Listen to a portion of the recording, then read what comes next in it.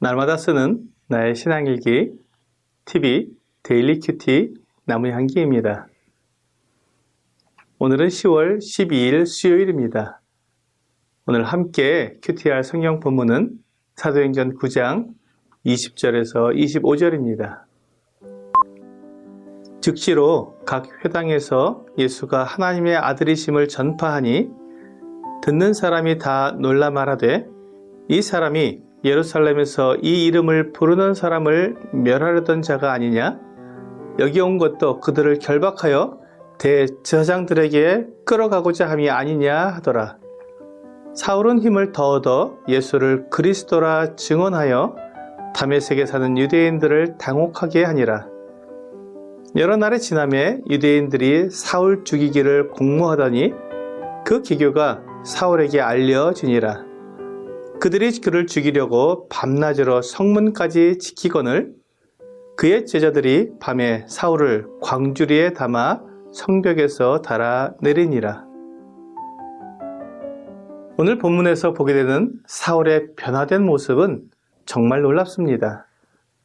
그가 다메섹에 온 이유가 예수 믿는 사람들을 체포해 가려는 것이었는데 한순간에 모든 것이 변해서 오히려 그가 박해하던 그 믿음을 전하는 것은 결코 쉬운 일이 아니었을 것입니다.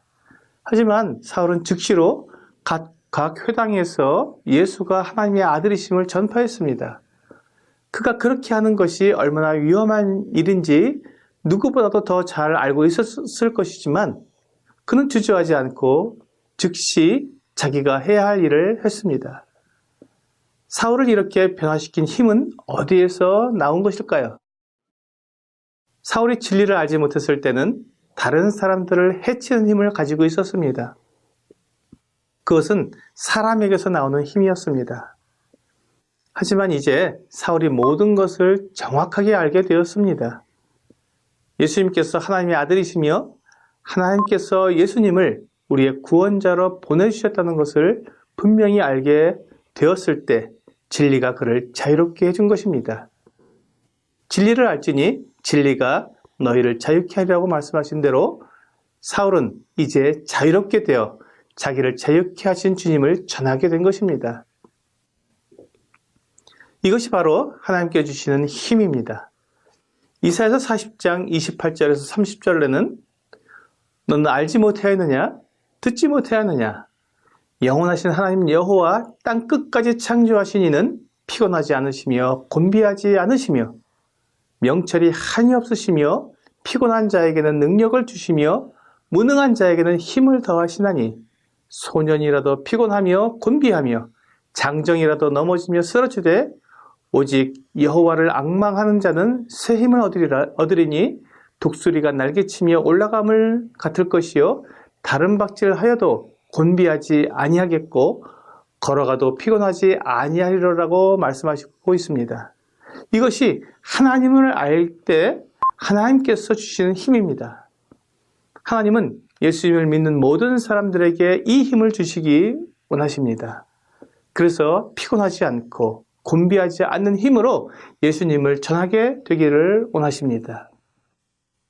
그러나 우리가 이 힘을 예수님을 전하는 데 사용하지 않고 진리를 전하는 데 사용하지 않기 때문에 그 힘을 잃어버리게 되는 것입니다.